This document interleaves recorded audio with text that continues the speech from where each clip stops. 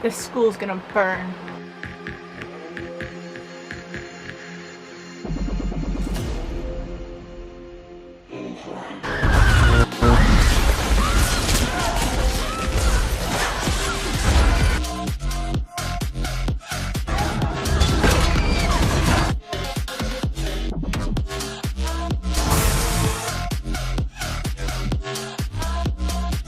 Welcome back to yet another video for my Spooktober series. To start this one off, I bought a seriously cheap wig because this is going to definitely have some blood and or paint all over it.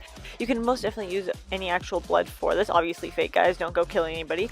But the only bloods that I have in my arsenal are going to be scab blood, which is far too thick for this, stage blood, which I specifically use for internally bleeding looks only, and a liquid blood that doesn't really have much pigment to the base to it, so it would turn out far more pink than I would need it to. So I'm going to be using a water activated paint. This is Rage, a fab face and body paint. I will link it down below if you guys want to check those out. And once I've got my hair to the blood look that I desire, I'm painting my face.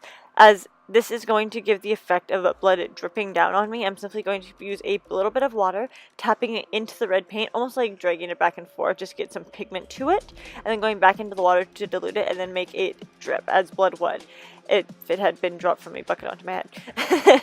Then catching it with a towel or a face cloth so I can better control where the drops actually end up. Some I've actually let drop down naturally onto my face, and others I've added myself to give it more direction. A little bit less authentic, but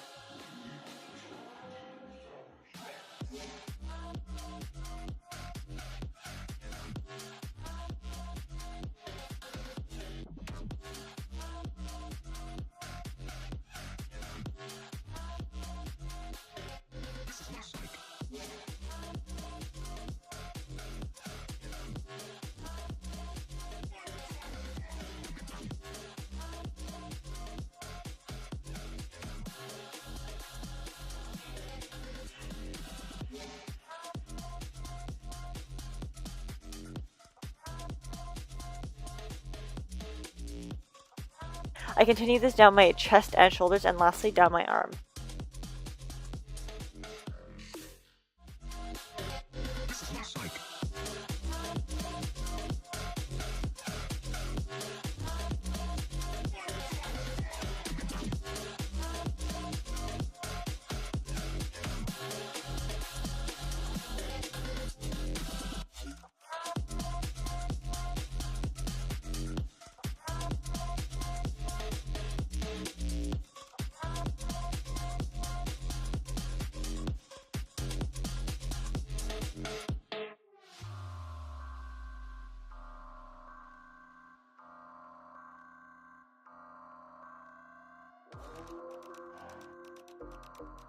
I've made myself even a little corsage simply by sewing a fake flower onto a piece of elastic and size it specifically to my wrist, and a little bit smaller just so that it can actually stretch and stay in place. Add a little tiara onto it because if they're going to cover you in big blood, might as well give you something to make you royalty. But that is it for today's show, and I hope you guys enjoyed.